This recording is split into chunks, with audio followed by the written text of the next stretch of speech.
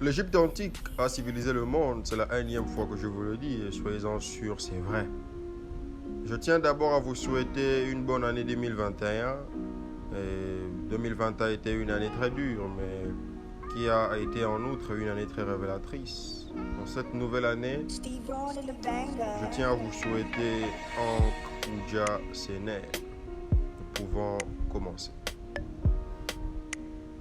Siddhartha Gautama, connu aujourd'hui sous le nom de Bouddha, a existé. En tout état de cause, l'existence d'un Gautama Shakyamuni, fondateur du bouddhisme, n'est pas mise en doute. Il aurait vécu aux environs du 6e siècle et serait mort âgé de 80 ans. Selon les chroniques historiques du Sri Lanka, il est né en 563 avant Jésus-Christ. La plupart des sources s'accordent également pour dire qu'il est décédé aux alentours de l'an 480 avant Jésus-Christ. Contrairement à ce qui nous est communiqué aujourd'hui, il sied de relever qu'il était très noir des peaux avec des cheveux crépus. Mais les religieux vous cachent les vieilles fresques. Pourtant, Bouddha fut un prêtre égyptien chassé de Memphis par les persécutions de Cambyse en moins 525. Le saviez-vous? Pour la petite histoire, en moins 525, le roi perse Cambyse envahit Takama, Kemet, l'Égypte antique, et précipita la civilisation pharaonique vers sa fin. Cambyse s'est mis à persécuter les prêtres de Mennefer, Memphis, et plusieurs d'entre eux prirent fuite vers l'Asie, où ils répandirent la spiritualité africaine. Entre ces prêtres figurait Bouddha. Si le bouddhisme a gardé le caractère pacifique de la spiritualité noire, il a subi des transformations pour s'adapter à l'univers culturel asiatique aujourd'hui. La possibilité pour les femmes d'être prêtres, par exemple, n'a pas été retenue, alors qu'il s'agit d'un fondement clé de la spiritualité kamito-africaine. Les premières représentations de Bouddha, comme au Vietnam, montrent un phénotype négroïde avec des cheveux crépus, un gros nez. Les statues confirment également cette idée, mais ils ont blanchi le sage noir Bouddha, l'Africain, afin de falsifier l'histoire de l'humanité. Et après, lorsque l'on va dire que les religieux sont racistes, inconsciemment, ils diront que Baimzel TV raconte des histoires. Le savant allemand Engelbert Kampfer, dans son histoire du Japon, et l'écrivain Ward arrivent à la conclusion d'une origine égyptienne de Bouddha et n'arrivent pas à faire remonter sa naissance au-delà du 6e siècle avant Jésus-Christ, ce qui correspond nettement à l'invasion perse. Il faut savoir que ses contemporains en Asie l'appelaient par plusieurs noms, entre autres Tathagata, celui qui est venu ainsi prêcher la bonne loi. Tathagata. Par ce titre, ils reconnaissaient eux-mêmes que Bouddha n'était pas leur, mais qu'il était un étranger venu leur enseigner des principes vitaux autrefois méconnus. Le titre de Bouddha lui fut accordé par ses disciples, voulant signifier le bienheureux, celui qui a atteint le nirvana. Plus généralement, nous savons, grâce aux investigations de l'éminent professeur africain-américain Runoko Rashidi, que la présence africaine en Asie est très ancienne et remonte à la préhistoire. Ce point fondamental est corroboré par les recherches des savants asiatiques eux-mêmes, confèrent les travaux du pionnier japonais Nobuo Takano. C'est 3 siècles après la mort de Gautama que l'empereur indien Ashoka codifie sa pensée et en fait la promotion.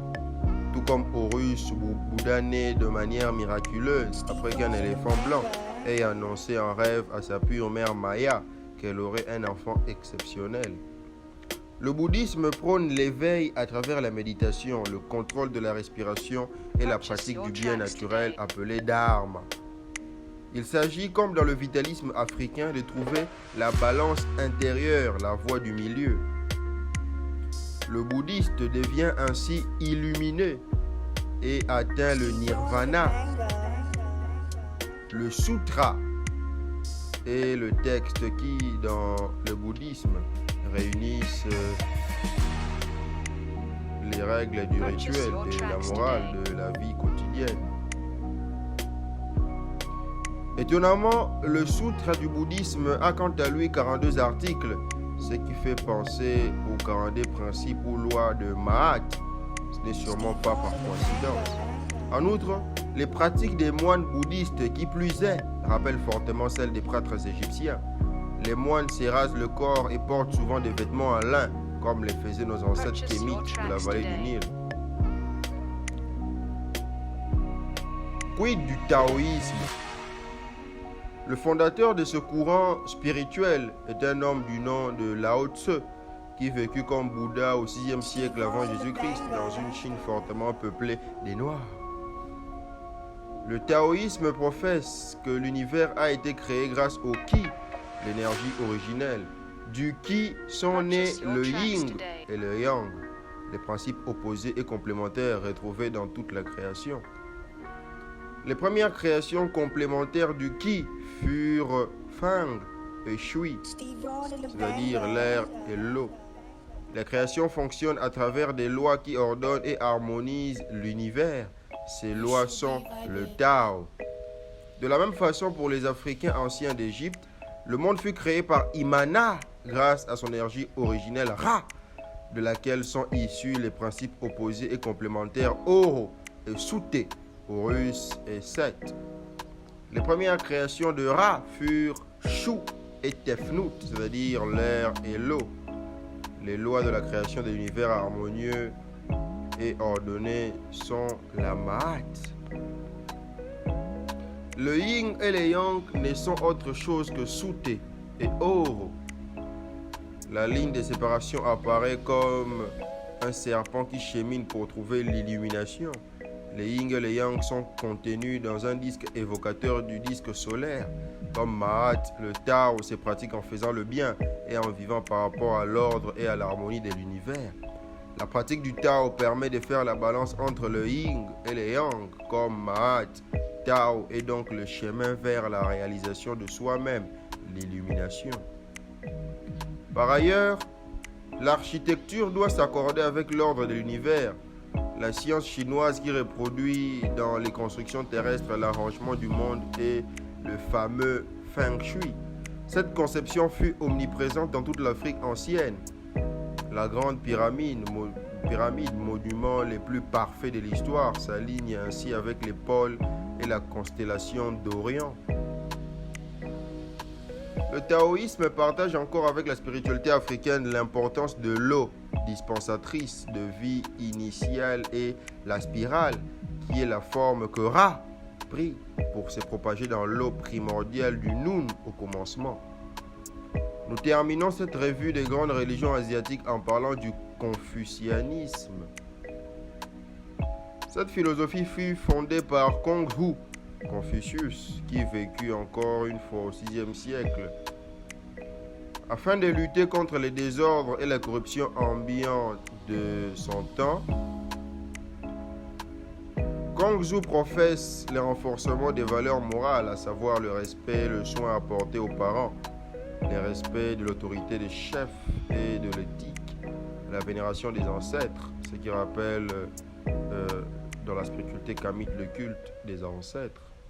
Ces valeurs sont retrouvées identiquement dans l'Afrique authentique. Le confucianisme peut être donc vu dans son essence comme l'amplification et la codification des valeurs vitalistes, même si Kongzu pense que les femmes sont inférieures. En guise de conclusion, tous les grands courants spirituels asiatiques prennent donc leur source en Afrique. La sagesse si admirable véhiculée par ces 5 grands systèmes, hindouisme, bouddhisme, taoïsme, confucianisme et shintoïsme, n'est autre chose que Mahat, que les Africains sous le coup de l'islam et du christianisme ont perdu. Les yogas et la méditation si enviées sont des techniques créées par les Africains pour que chacun accède à la lumière intérieure. Ces apports africains cohabitent, ceci dit, avec la tradition eurasiatique, à savoir le sexisme. De la même manière, C'est à partir des spiritualités noires égypto-phéniciennes que les Hébreux ont fondé le judaïsme en y ajoutant leur conception guerrière et patriarcale. Les Romains, quant à eux, ont transformé le culte africain d'Isis pour inventer officiellement le christianisme au IVe siècle, en y incorporant leur tradition patriarcale. C'est par plagiat des traditions noires sabéennes et égyptiennes que les Arabes ont créé l'islam, en les moulant dans leur culture patriarcale et guerrière. On note ici l'importance de la lune et surtout du soleil, pour lesquels les musulmans prient sans le savoir 5 fois par jour, n'ayant pas saisi la profondeur scientifique de la spiritualité africaine contrairement aux Asiatiques. Tous ces peuples ont une approche matérielle de Dieu qui n'existe que parce qu'il leur aurait parlé. Le tout supporté par une foi aveugle en des textes souvent incohérents et enfin un prophète rédempteur, Jésus, Mahomet et compagnie. Les spiritualités amérindiennes apparaissent pour leur part comme des reprises fidèles du vitalisme africain, l'Amérique ayant été peuplée par les Noirs d'Afrique et surtout d'Océanie, Asie, avant l'arrivée des Mongols, puis elle a été civilisée par les Égyptiens nubiens. L'Afrique est donc pratiquement à l'origine de toutes les religions du monde.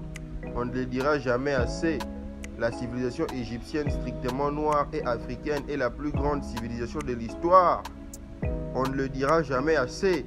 La civilisation égyptienne strictement noire et africaine est la plus grande civilisation de l'histoire. La plus grande civilisation de l'histoire. Donc, voilà. Voilà donc cette Afrique qui a civilisé le monde. La pharaonisation fut la première mondialisation de l'histoire. La troisième voie, voie du milieu, voie divine, de l'harmonie, de la balance et plus grande des voies, apparaît ici à l'entrée des pyramides et d'édifices pyramidaux en Égypte, ainsi qu'au Mexique, en Indonésie et en Inde. Les Africains sont aujourd'hui très envieux du développement de la Chine, du Japon et de l'Inde, respectivement 2e, 3e et 6e puissance économique mondiale. Ces pays se basent sur leur héritage ancestral d'origine africaine pour avancer vers l'avenir. L'Afrique, qui a tout donné au monde, n'a donc pas besoin de l'islam ou du christianisme qui l'ont mise en esclavage, disait Mbong Basong. Mahat est notre chemin vers un futur lumineux. Mahat, au TEP.